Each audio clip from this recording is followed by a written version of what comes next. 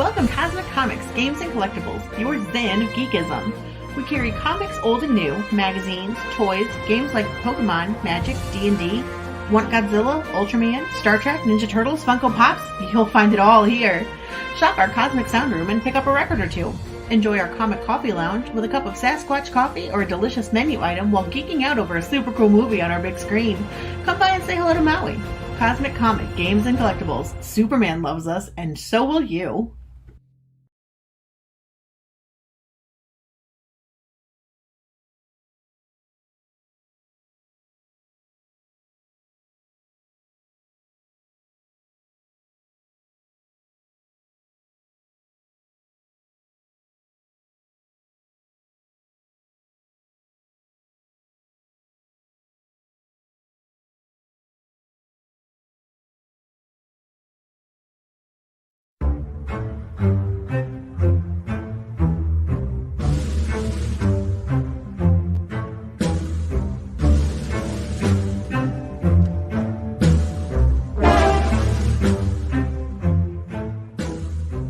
From roaming herds of sentient animals to massive fleets of AI pilots, Frontier Forever is a science fiction series that blurs the line between man and machine.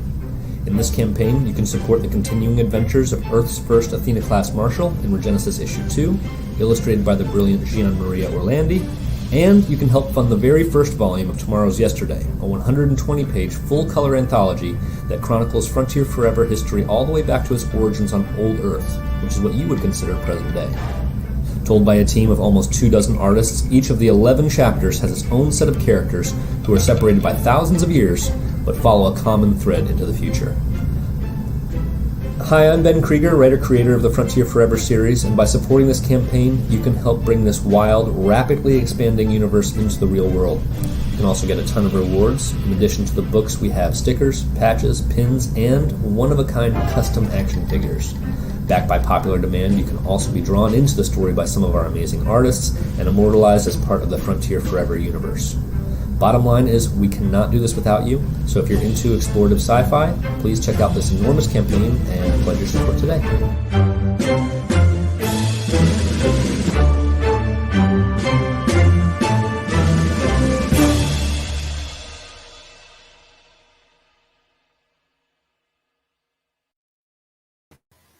And good evening. I am RJ Carter, Senior Managing Editor here at CriticalBlast.com.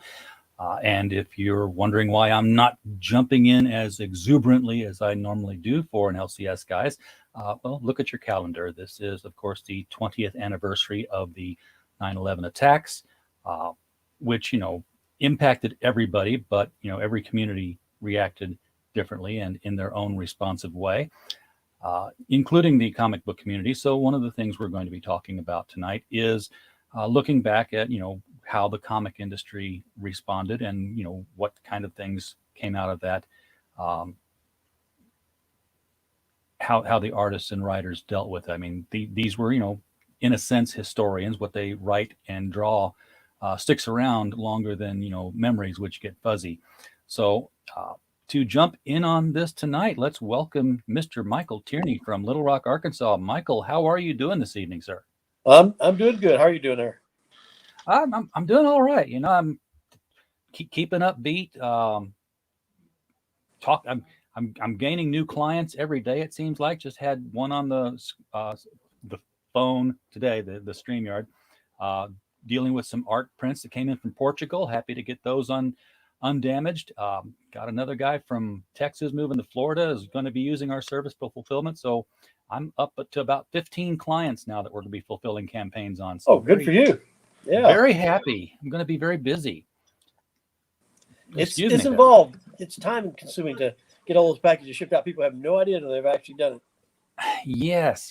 And it's, it's a painstaking process. And we try to, we do more than try. We actually succeed in taking care of the books and getting them to their intended recipients.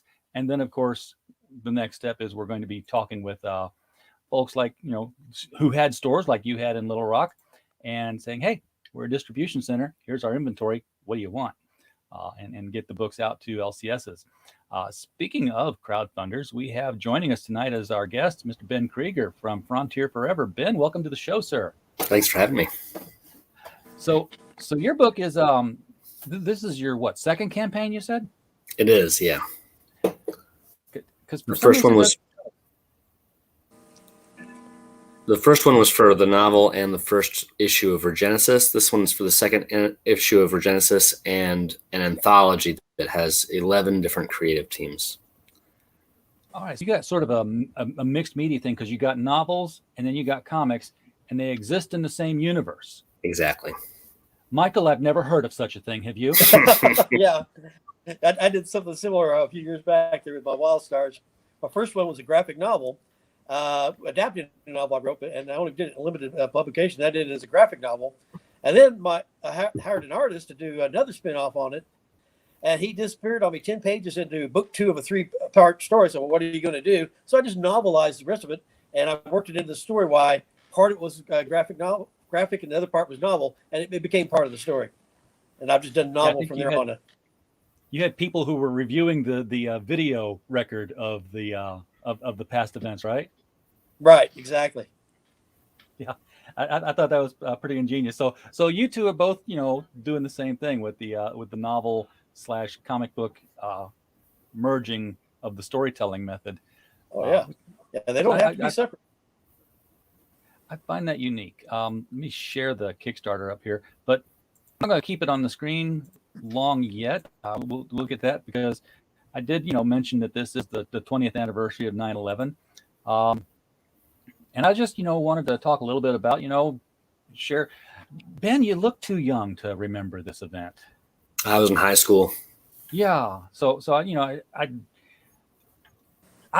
was already an adult. Michael, you were already an adult. So we didn't change as much in 20 years. You have changed into, a whole different person, Ben, from high school. So I'd be interested in hearing, if you could, what your recollections were and what the day was like. So we'll start with you, man. The day itself was insane. I was in physics class in my senior year of high school, and none of us were watching TV when the first plane hit, but our class had the TV on when the second plane did hit, and it was just surreal. It was absolutely life-changing. We were released from school actually late because there was a state of emergency because we were pretty close to the Pentagon. I live here in Washington, D.C. Okay. And so our buses didn't arrive for a long time. And it was just like everyone was congregating in the front hallway, the main street, they called it. And it was, the worst day. Yeah, it absolutely was. I can't imagine what it would have been like being, in that area where, you don't know if it's all over yet. So naturally, why endanger children by putting them on buses and stuff?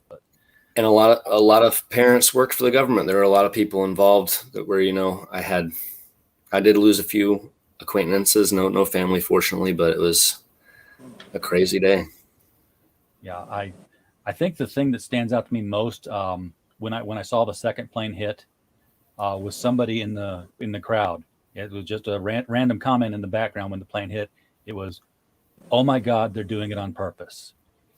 And that was the realization that this was not an accident anymore. This was actually an attack. And then, of course, the Pentagon and then the Pennsylvania field crash. That was, this, for a lot of us, this was our first time experiencing something like this happening on American soil, which, was probably the only thing prior to that could even be comparable were people who could remember the Pearl Harbor attacks.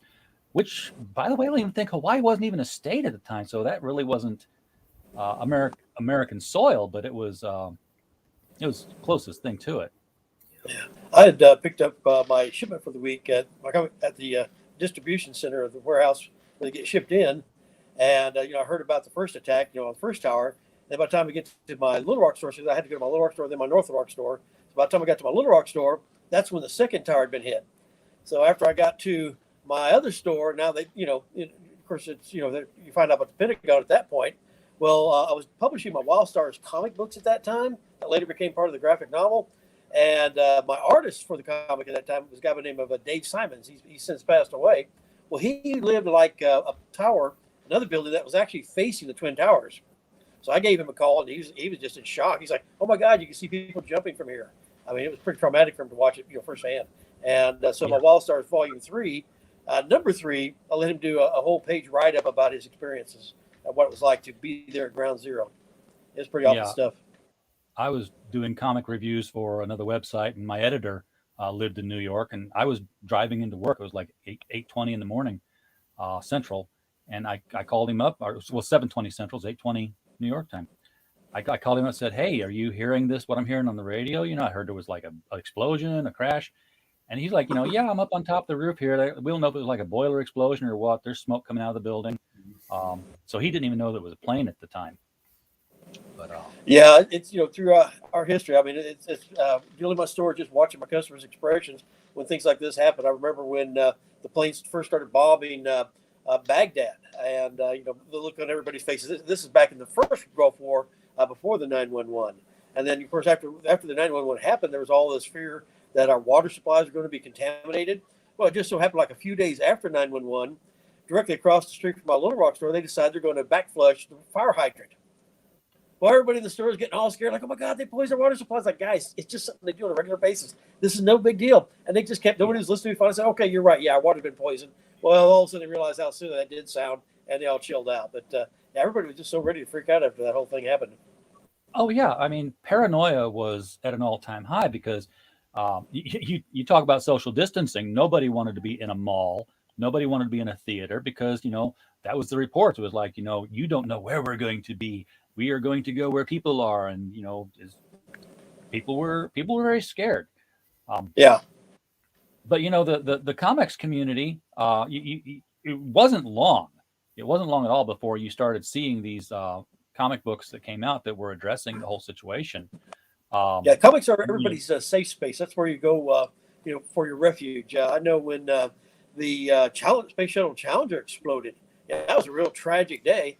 And that was actually one of the busiest days I've ever had at my store. It's like everybody said, "Let's go to the comic book store." They wanted to go to some happy place and buy comics and just do the things where that was a refuge from the harsh realities of the world. They didn't want to sit home and watch the tragedy about the space shuttle explode, and then they went and bought some comic books. Yeah, but the tragedy did actually make its way into the comic books because you had things like the J. Michael Straczynski black cover Spider-Man book. Yeah, you don't ever find that for sale. Yeah, nobody's selling it. That's a keeper. Yeah, it's a hard book to find. I've got that. I think one of the ones that hit me the most was DC Comics did their 911 anthology book, and it was just a bunch of little short pieces by artists and writers, and some mostly featuring the DC characters, but oftentimes not. And I still get that one. In fact, I used that one when I was teaching my son in homeschool about the events of 9/11. I was like, what? Here, just read this. This is how people felt. And then we talked about they saw came some together. Video. Yeah, everybody came together, and it was this almost like magnetic attraction that just drew everybody into one goal, and. Mm-hmm. As strongly as they were all brought together, it's like polarities reversed, and they fell apart even further than they were before since that time. Strange what's going social on issues and how to deal with it. So it's Of course, another thing too that wasn't that big back then. Social media wasn't that big a deal back then. You didn't have the ever-present 24-hour cycle going on, Facebook and things like that. Those things were not a big deal back then. So we were a little bit closer to the old form of society. When the internet was around and people could communicate that, but you didn't have social media like you do now. But there were communities. You'd log into message forums and such. Right. And it was still you could see the precursor of what would become like a Twitter or a Facebook then. And there was fighting going on because people's blood was up. And you had people saying, well, it's about time somebody in America learned what this is like. We can't say we didn't deserve this. And others were like, you can leave now. Nobody deserves something like that. Yeah. So Ben, I don't know what your experiences were with the comics or online. Were you into comics at the time? Only as a reader. I was more focused on movies. I wanted to be a filmmaker in high school. Didn't pursue it past there, but I was reading comics, but not involved in the industry at all. Okay, well, I didn't know if you had seen, gotten that Spider-Man book. I'm trying to think what other books did come out, Mike. I know Dark Horse did. I think wasn't Dark Horse did one just like the DC one. They were doing it as a pairing. Everybody was doing it there for a while. Marvel had that big commemorative issue. There's pictures of the superheroes all applauding the firemen and the policemen. It was all over the place there for a while. The Spider-Man was the biggest one because no retailer in the world had an idea they were going to do something like that. There's no clue given to the retailers. That's the adversarial situation retailers have gotten with Marvel and DC over in recent decades, is that they give us no information that we need to actually order what it is we can sell. And so it was a complete surprise, instantly sold out. They didn't print any extra, so it's been gone ever since. But it was a theme. Everybody wanted to jump on that bandwagon or do something, to honor the fallen, and because there was such an effort at the time to clean it up. You were trying to do rescue, then it turned to recovery, and New York was just a mess there for quite a while, and so people from all around the country were all going to New York to help, and everybody wanted to do whatever they could. And we should mention that a lot of the proceeds from these books were designed to go to the first responder funds and stuff. This was not This was not the cash grab kind of thing that. Exactly. That's a good point. Yeah. All right. So enough said about that. 20 years. Never forget.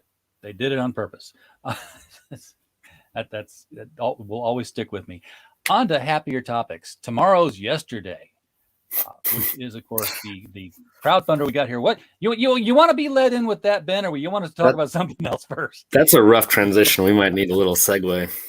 Oh man, we can do that. Michael, what are your clients ordering these days? Because you fulfilled orders, so you don't have to worry about what got stuck on the shelf. You know exactly what the demand is for books. Yeah, well, right now the demand is just for any books at all. It's like DC published hardly anything last month. I guess they're getting hit hard with supply problems, and between even Marvel and DC, Marvel they only ship like comics just about every other week. So it's just like they've just completely cut back on content, and they're just not hardly putting anything out. People just want something to read. People, who used to might buy $100 a month, now I can't even get $20 worth of product to ship them. There's just so little being made. People are calling me up going, "What happened to all my books?" Like they just start making them, waiting for them.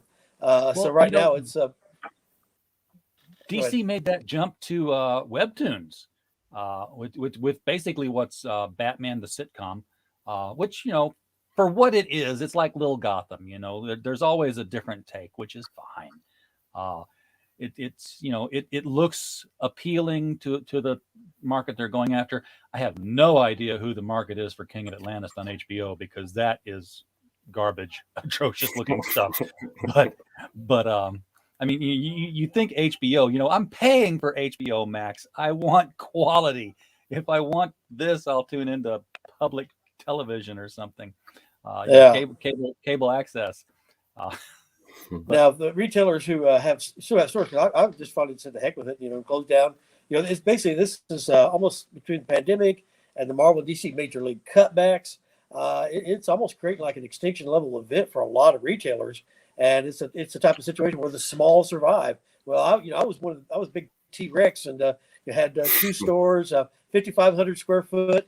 I wasn't going to be able to survive in the environment where there's just no product to sell. And so I downsized. I mean, T-Rex couldn't all of a sudden make themselves into a bird, but that's kind of what I had to do, and get downsized where I'm right sized for the market as it is right now. So I'm doing fine. I'm not getting hurt, but it's because I saw the problem coming before it was first hitting, reacted right away. And, I felt like, what movies where you see on the science fiction where a ship just gets out right before the doors close. I mean, I just hit a keyhole and just got through it at the last second. And so I've been okay, but I feel sorry for anybody who's trying to maintain their stores the way they were before, because the product is just not there. And another problem I always had, because I've been here in the kind of what they call the Bible South, we have to be real careful about content, and the publishers went through a real long spell of not giving us any help, no content, advisories on the covers. Well, they started getting that around, about 20 years ago, not 20, but like 18 or 19 years ago. They finally got got target audience guidelines on the covers where we knew what it was we could sell. Has anybody said anything yet about the Harley Quinn and Poison Ivy Adventures coming out next week? There's been a lot of discussion about it, but not about the rating on it. There is no rating on it. There's nothing on the cover at all to tell you about. Yeah, it's a cartoon version Harley Quinn where we know, because we read the books, what's going to be happening in the book, but nothing on the cover to say, hey, this isn't Batman Adventures Harley Quinn that you want to buy. Right, and you got the cartoony type of cover, which screams to consumer, "Oh, this is for kids." No, I don't think anybody's going to be, because it's spinning out. It's spinning out of the Harley Quinn animated show, which is on HBO Max. So, but it looks like it does look like an HBO Max package on the shelves. It'll look like something for the kids. Although Harley and Poison Ivy grinding each other on the cover might give a parent a quick hint, but there's no guidelines. There's just like, you got to give the retailer, up front, and you got to have it on the package on the cover, because some parent might not look at it. They might think about it later, like, what did I just see? But it's trouble. I don't have to worry about it anymore, though. So I don't have kids shopping. You don't. So that's not my problem anymore. But it's just endemic of what the industry does. It just doesn't care about the problems of the retailers. They need to eat. Oh, heck with it. Let it, put a little mustard and salt on this paper, and it's not too bad. Well, it's interesting that you say that DC hasn't been shipping things and possibly supply problems, because I've been hearing rumors that DC might be losing their credit with the printers. Really? Their line of credit. Well, they were bought out by AT&T, and that's when all these things really started kind of imploding on their side there too. Now, the flip side, independent publishers like Ben and other people have seen an opportunity. There's a need for the content. People want the product. This should have been a banner a couple of years from Marvel DC. This should have been where they just turned it around and knocked it on their ears, and all of a sudden became a dominant force in the entertainment industry again. Instead, no, we're just going to sit back over here and eat wafers and crackers or whatever. I don't know what they're doing, but they just missed a huge opportunity. But independent publishers have taken that opportunity, and independents have done real well. The big two guys everybody counts on to pay the bills, not so much. It's just like they're mailing it in. I don't know what they're doing.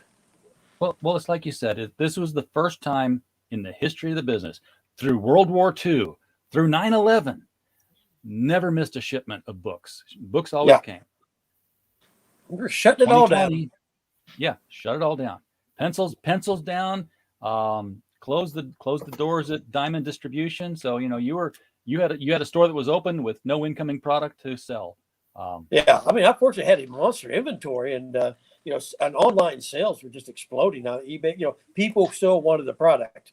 But what hurt me worst than all that was the fact that the industry stopped making books. My employers were like, oh my God, we might not have a job. There might not even be a comic book industry. They all went off and found other help. So all of a sudden I had 2 stores, 5,500 square foot, no product and no employees. And I'd just taken on contracts to do 6 books within a year. So I was like, dang, I just chose to go after my dreams and said, well, I'm just going to quit trying to push the, I did a stack. Okay, here's the reason to keep doing it.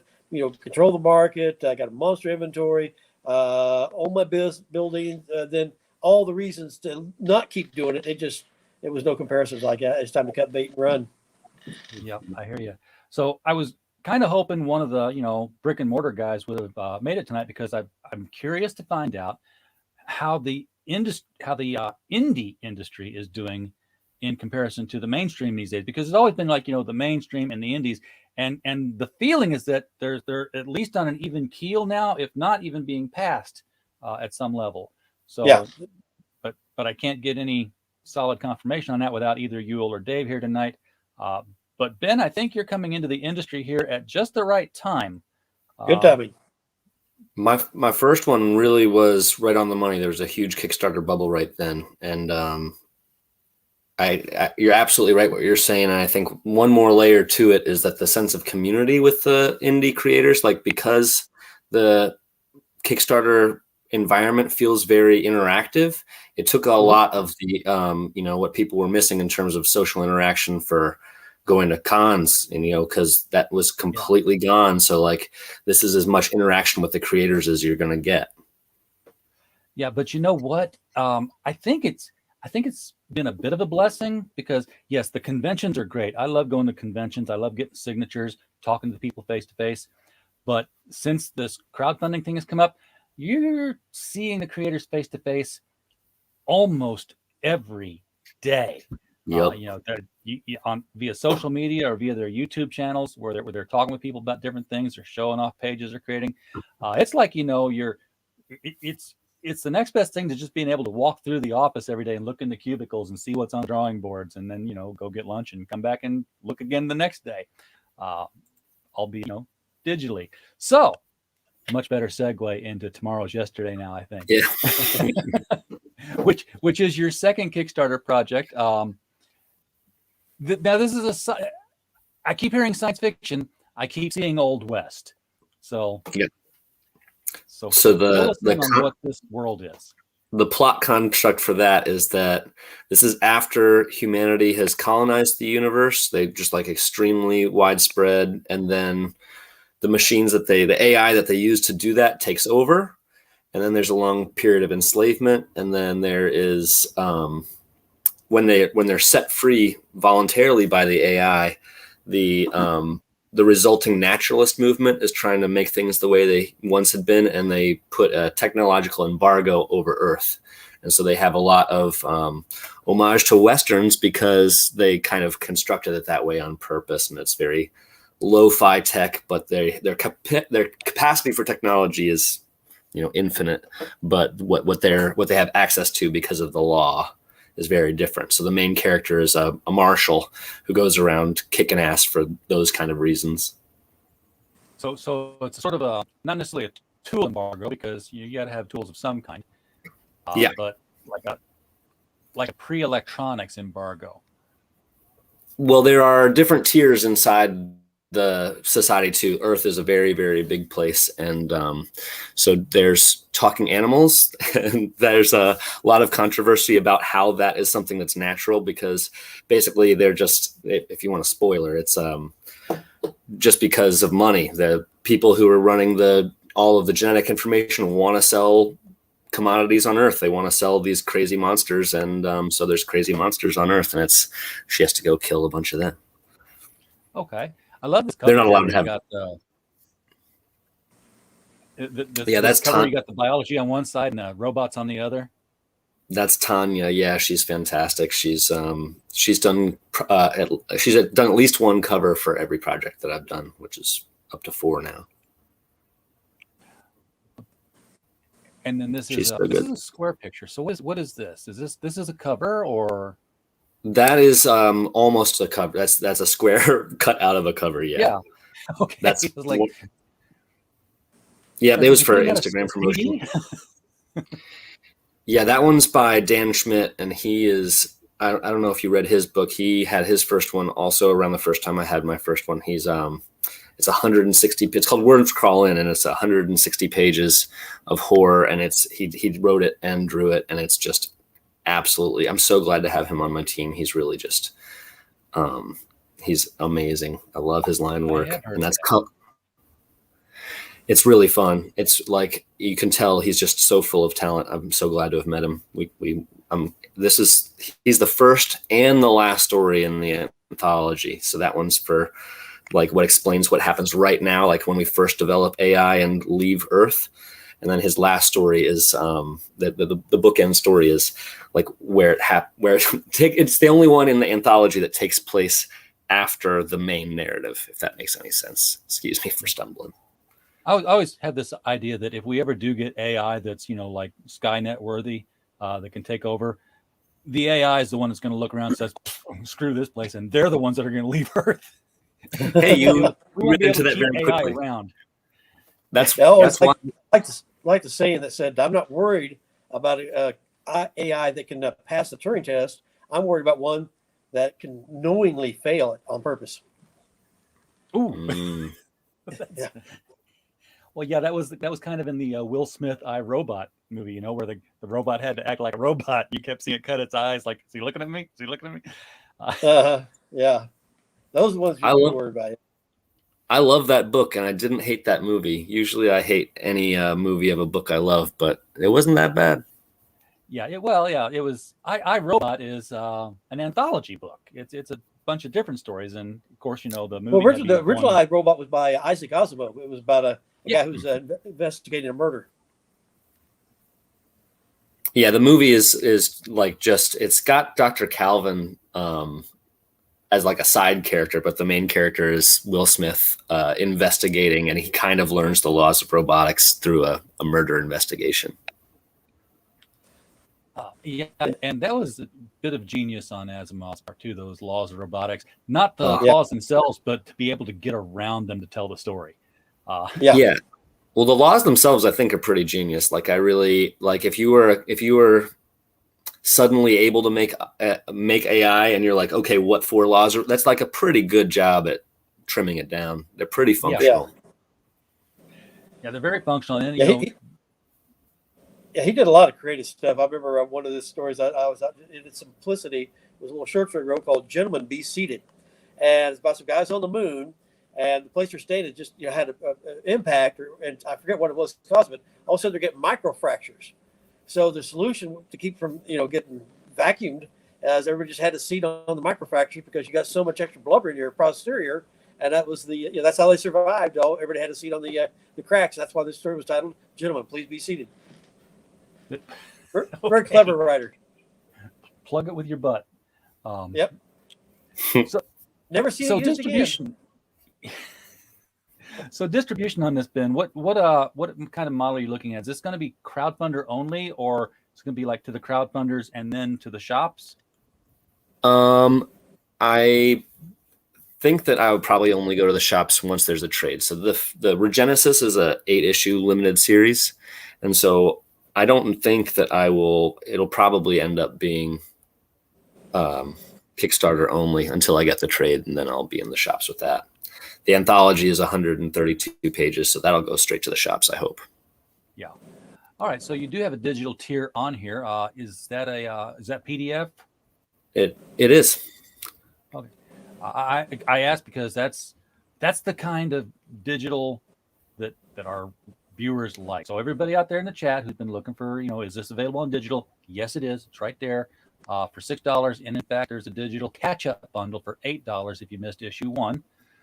So you're getting number 1 for $2, folks. Yeah, you can't beat that deal.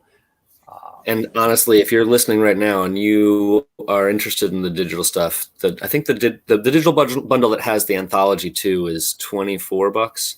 But if you mention this show, I'll just do a custom pledge for $18, and I'll give you the whole digital bundle for that price, $6 off. Oh, very right nice. now we just. So that's almost like you're getting them free with this one here, the Tomorrow's Yesterday digital. Yeah, we just want you to read it. Come and get it. I would love to have you read the book. But you want to make money too, so. But right now, it's just about getting it complete. Like the first campaign, it was so successful. I really loved my audience. And then with this, I think it's just because it's such a huge project. The menus are overwhelming. It didn't sell out right away, and all the prices are rock bottom. I really can't make anything any cheaper. But it's so much good content, and you're talking about people being hungry for it. So I'll do anything to get you to read these books because you're gonna love it. It's so much fun. So speaking of the content, then just book 2. What size are we looking at? How much content are we getting for the buck? Regenesis, the first one is 32 pages, and the second one is 28, not including covers and stuff. So I'm trying to find where this is at. So this is that's the anthology there, the Tomorrow's Yesterday. And the anthology is 132. Okay, so what is this one here I'm looking at where I can't highlight it and be able I to can't really That's see. one thing I don't like about Kickstarter. $38 for Tomorrow's Yesterday physical and digital. Yeah, that's the anthology. That's the 132 pager. Gotcha. When you said 132 earlier, I'm like, oh, there's a $132 tier down here. So yeah, that's what I was looking for. We do have some massive tiers. It's all for physical stuff though. Swag. If you want backpacks, we have. I did a bunch of merchandising research, and I if people want it, I'll be glad to sell it too. But really, all I'm trying to sell really is the books. Just want to get people to read this sci-fi. Well, this is the tier I was looking for, because this is specifically this one. Number 2, $10. It's a $10 comic. Shipping is anywhere in the world, so that you have to click on it and see what it's going to cost to ship. Or do you have that built in? Sometimes people do. I can't imagine. Yeah, no, this one's you have to. Yeah, it's more. Yeah, it would have to be. It would have to be, because you just can't do that with $10 and the shipping's built in, because that's literally zero. But I'm doing all the fulfillment, so if you end up getting a more expensive package, the price falls off. But I can't ship it that cheap. Right. Oh, trust me, I know. We know about shipping, yeah. Yeah, I'm all over it. And the rates are you taking advantage? Too.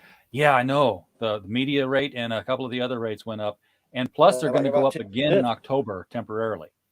Huh? That's outrageous. 58 cents to mail a first class letter. Yep. Those people I know that bought like thousands of forever stamps back in the 90s, looking pretty smart now. For real. Forget the stock market, buy stamps. Yeah. Yeah, buy and then take them back and sell them. There you go. Yeah. I overbought. Please buy these back. I wonder if there is a market for that. Well, is there a market for forever stamps? Second sale? I don't know, but it'd be a good investment. That way you save a fortune on shipping. It's true. Yeah, and you can resell stamps. Walmart resells stamps. They buy them and sell them there. You can get them at the customer service desk. Gas stations do it. So yeah, you buy $100 worth of stamps and just kind of sit on them for a year, and then sell them for the new price. As long as you're not selling them for more than the established price. Nothing. But I like the forever scalping stamps. Idea because, how many times in years past? Oh, we raised the rates again. Now you got give me a roll of the penny stamps and the 2-cent stamp, because you're always trying to get the right amount of postage on there. It was just a nightmare to always try to upgrade your stamps to the new rate. Now I just say, hey, you buy this stamp, it's going to be good first class. Yeah, genius. There's no stamp scalping ring out there that I'm aware of. So. And I'm not somebody will think about it. So this is your Marshall. Tell us a little about your main character here. Yeah, she's literally born that day. This is like her first day on the job, and she's born full grown with some memories and some training that she's not really integrating well with. And then inside the robotic armor for her arm, there's an AI, which is another big conflict with the tech embargo. So she has a very high functioning AI in her arm, and they're like a buddy duo cop dynamic where they're investigating. Originally, they're investigating poachers, which are people that are illegally hunting the animals that can talk, the crazy animal hybrids. That's another one of the title pages from the anthology, and it's right when the AI takes over, they're using like what they can still control of the machines to fight the machines, and it's like it's a very Aliens-esque kind of story, except instead of fighting a crazy bio monster, they're fighting AI that just turns on them. I find it fascinating that she was just born fully grown, decanted, so to speak, like Brave New World stuff. And she's got the built-in AI with her. That's, I guess it would serve as sort of a guide of some kind. Mm-hmm. It's got strong video game vibes in that sense. It's kind of like when you're going through a video game and it's talking to you and telling you instructions, but then it's also really good for the like character development, like learning that even though she has all this training, it's her first day alive, and she's, you get to put in a lot of young adult elements where it's like, oh, the AI is explaining to you what it feels like, or what your job is and what you're supposed to do on Earth. And it's just, she feels very overwhelmed, and it's great to bounce things between them so that you can kind of get a sense of what's going on inside her head. It reminds me of one of the, Mike, you remember back in the 80s, DC was experimenting with some science fiction titles that were not part of the main universe. They didn't have a different banner on. They were still DC Comics, but they were just like, but there was one called Sun Tail Devil. Gunner Joe. Oh yeah. Sun Remember Tail Devils, Gunner a Joe? few different things. Well, Squishing? Do you remember Tail Gunner Joe? Yeah. Yeah, I remember that, yeah. They did Yeah, several that was different series. Spinners or something. Oh yeah, Spanner's Galaxy. Oh, Spanners, that was it, yeah. And what was some of the other ones there? They Sonic had a big science Disruptors. fiction push back there in the 80s, yeah. Yeah, they had a huge one. Barren Earth. Barren Earth. Yeah, that one was that actually made it into the DC Who's Who. There was an entry for it. Pops Van Zant. Yes, you found this playing on Comics Related Madness Facebook group. Thank you for popping in there. It's working Pops. now. We're live streaming on Facebook at Critical Blast. We're live streaming on Facebook at the Comic Related Madness group, and we are, of course, live streaming on YouTube all at the same time. It's a Christmas miracle. But the thing about Tail Gunner Joe, the reason I brought that up was it was a guy, and he had this backpack sort of implant. I think he was a mercenary of some kind, but the backpack thing that was built into him had an AI in it, which was his tail gunner. It was looking around for him, but the AI was imprinted off of the memories of his dead little girl, Joe. So Daddy, look out! There's one over here. Was the kind of thing that would be going on in there. So he had a very strong relationship with his AI. He couldn't let that AI go. It sounds like Lone Wolf and Cub. Yeah, it was out around the same time too. So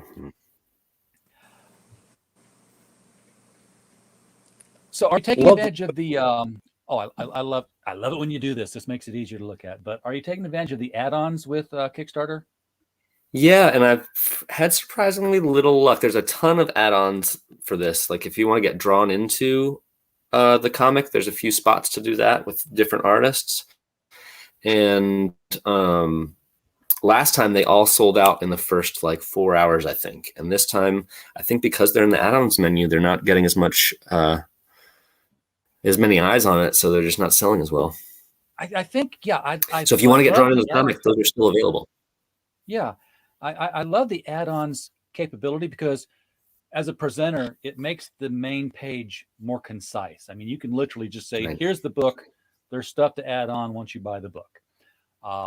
And maybe it's just something that Kickstarter's got to do with their main page here. Says, hey, look, here's a preview of all the add-ons and what they cost. They could build a window within a window there that would show all of that. It wouldn't, be clickable. It would just be an iframe. Yeah, an iframe that would say, hey, here's everything that was put in for the add-ons.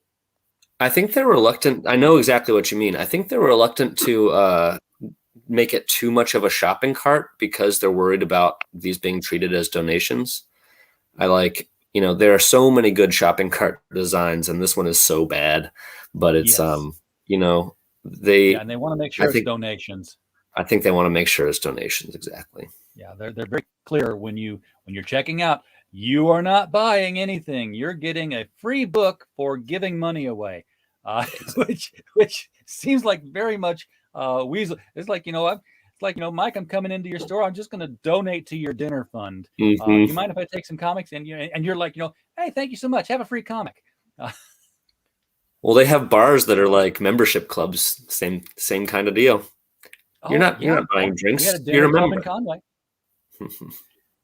It's it's weird. It's the same concept. You just call it with different definitions, and you change the legal ramifications of everything. But so here are all the tiers in one easy to view spot. The $38 print, $18 digital for the 120-page anthology. That needs to be updated. That needs to be updated. That's 132 now. More pages. Yeah. It. You know what? Just put a plus sign after the 120, and then you're covered for everything you add. $10 for this number 2 physical copy of Frontier Forever. Read Genesis. Now, is there? Do you still have physical copies of number 1? You betcha. Yeah, All there's. right. I'm not sure how many I have left, but it's enough to get through this on the first printing. Still, we had 500 of the first print. Cool, and you've got wooden nickels. So they're so cool. I have some right here. I'm really happy with these. I haven't seen those in a long time. Yeah, they used to have them called Tuits, Tuits, and they'd sell them at like the Stuckies and the different tourist kind of places. And you'd buy them and then you'd give them to somebody, and because the phrase was, I'll get that done when I get around to it. And you just pull out and say, here's one right now. It was around to it, and now go do your job. You got enamel pins here for $8. I do. They're really cute too. I don't have any actually here, but the last campaign had a matching pin. So the first one was the Marshal, and this one is Mr. Morton, and he's standing next to the ocean. I don't know if you like the movie Once Upon a Time in the West. It's my favorite Western of all time, and he's directly ripped from that. He just wants to get to the ocean. He's the manifestation of manifest destiny. So he makes it all the way to the edge. He does. He makes it to the ocean. It's a little crazy once he gets there, but he makes it. All right. You also have a patch, an embroidered patch. And this looks like one of the characters who's more Native American. Yeah. So he's there. One of the communities on Earth that is very oppressed is, I think, probably just the best word.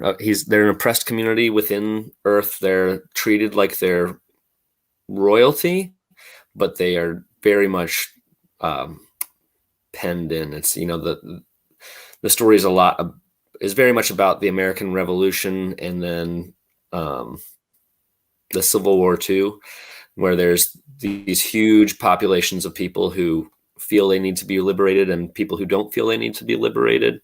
And it's a lot about how they feel trapped despite their oppressors saying that it's not happening. We're sort of recycling our history.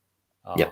And that's the title of the series, is Frontier Forever. It's once you get to the edge, once you get to the ocean like Morton did, where's the new frontier? And space is the final frontier for Star Trek, which I love. But when you run out of space, when the universe is colonized, it's going to collapse back in upon itself, and it has to be somewhere. So here it's in this weird ass government embargo on Earth again. Okay. You've also got these little tins here. These are like the little pill capsules my grandmother used to carry in her purse. Yeah, I do have one of those. Hang on. Let me give you the big screen again. Mike, you remember when they used to sell metal Bear aspirin tins? Oh yeah, aspirins that you carry on. Yeah, mm-hmm. That's what these things are here. That actually looks bigger. It looks more like an Altoids canister. Yeah, it's a little bigger than the little Altoids canister. And I'm going to stamp the back. Cool. They're going to be numbered. I only made 50 of them, but pretty cool. Is that long enough to hold legal cigarettes, or? No, I wouldn't even do a half. Ones? I might put some Jelly Bellies in there. We'll see. Hey, there you go. And wow, you got apparel here. So this is a big jump here. This is bright too, by the way. Yeah, they will see you coming in this. Yeah, the hoodie has a very Southwestern vibe. I like it a lot. But the backpack I have here too, actually. Those were this one I use. Well, that's cool. They really came out great. I was really surprised with the quality. It's got great padding. I will definitely make more of those if people want them. Again, those are expensive because I am getting them from print-on-demand companies. But I would love to make a bunch of those for you. Yeah, and here's the part that I'm most proud of. Our team is just so fantastic. We have a lot of really, really talented people from around the world, and those four, one's me. Then the next one is Gian Maria, and he's an Italian gentleman who did Regenesis 1 and 2, and he's going to be with me for forever because he's just fantastic. He's got a he does his own colors as well. He's really nice. Got such a it's like cartoony but also very stylized, and that's a great example of it right here. Like, I love the way he drew himself. And then Tanya is the person who has done cover art for me, who I mentioned earlier, and then Tom is our letterer, who's just an all-star, and he's a letterer and editor, and I really so blessed to have this team. You find great teams in the books. You can find people online now and collaborate online. You don't have to, especially for people who draw digitally now. It's like, you don't have to mail the pages to somebody. I still like old school art because you can sell it, but but it's a lot easier to get those digital pages to somebody to be lettered, and then back to somebody to be colored, and then back to the to the print shop. Yeah, and I did all my networking through social media. Is how I found all but 2 of them. And then Dan, like you, is the one that we saw his work earlier, and he's got his originals for sale on here. If anyone is interested in originals, everyone else is digital. But if you want some of his line work, it's absolutely gorgeous in black and white, and those are for sale on the add-ons menu. Yeah, now these are people who are also involved in the anthology portion of it. Not these are all the issue 1 and 2. Exactly right. These are all the anthology issues. Up there you had Flora, and she's also an Italian. She actually went to school with Gian Maria, and they have completely unrelated stories. Well, they're part of the same universe, but the way the anthology works is there's basically huge time jumps between each one of the story. So they're completely independent. They have nothing to do with each other, except that they kind of tell the history of how you got to the point where the main narrative occurs. That's the one where the machines finally turn of us, and Horatio's from Argentina, I believe, and he's really really talented too. I saw a picture of him. He drew a picture of a DeLorean in full time machine regalia, and it was like, okay, you want to draw this one with a bunch of ships fighting? And he was like, yes, I do. And it's really wild. It's got Transformers. That's a fun one. See, that's the other great thing about all this crowdfunding stuff is not that you guys find a team online and you work together that well, but these are folks that under the traditional method probably would never have been seen in a DC or Marvel dominated print world, and they're better in many cases and in many ways than the people who are drawing the mainstream books. So to get them visibility like this, it's gonna be. The indie books, I believe, are absolutely going to overtake what's currently known as the big 2 within the next 2 to 5 years. I just can't say, unless DC and Marvel drastically change their paradigms, which is to say hire new people. I agree, but I also think that they're going to. I think that their will to expand is obvious, and I think there's like a vacuum resulting from all of their focus on movies, and I think that once they realize that they really do need to build the base of the comic, they need to honor their roots and make sure that they're satisfying the needs of the comic audience. If they don't realize it, then they are going to crumble, but they're going to realize it. It's too much money at stake not to. Like I always keep saying, they realize people want to read something besides just superheroes. There's a lot more storytelling that can be done besides just a superhero comic. Yeah.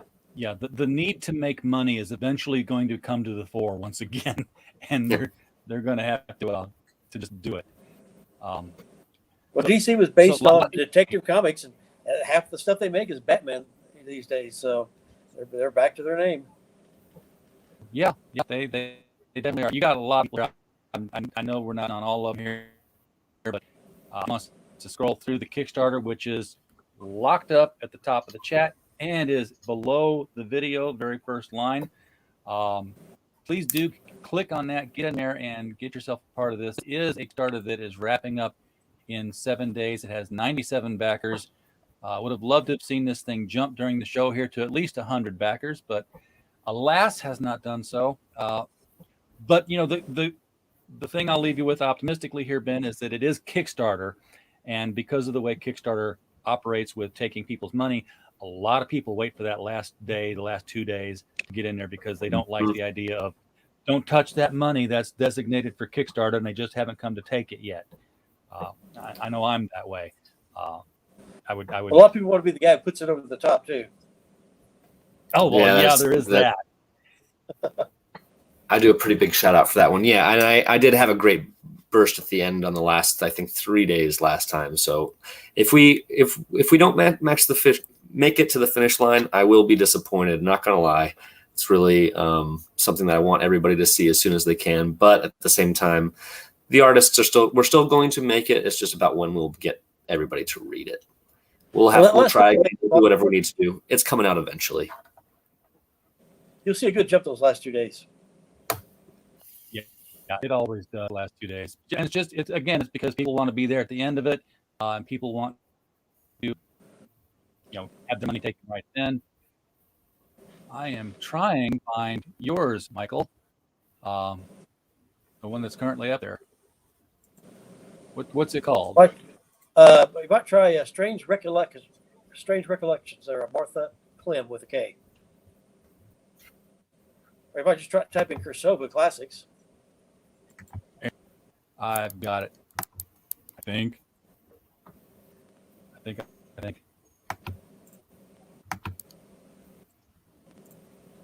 There it is. So I'm going to throw this one out in the chat right here. Whoa! Hello, Mr. Van Skyver. Thank you so much. Appreciate you popping in here. And yeah, there's a vote of confidence for you, Ben. You got to make it. So, yeah, wow. I'm humbled and honored, sir. Thank you so much for popping in here to say hi. I can't tell you what that means to me, being a channel of our size. Michael, I'm going to put the Kickstarter link out here and see how well that does. You know what? That's a sucky Kickstarter link because I got it from the search. Let me grab the one here.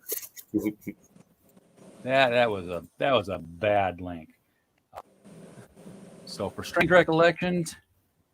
Yeah, these are a collection of stories written by Julian Hawthorne. His father is probably more familiar to most people as Nathaniel Hawthorne, who's known for writing a book called The Scarlet Letter about an adulteress who has to wear a big old scarlet A around her body. And on her neck. The Legend of Sleepy Hollow, too.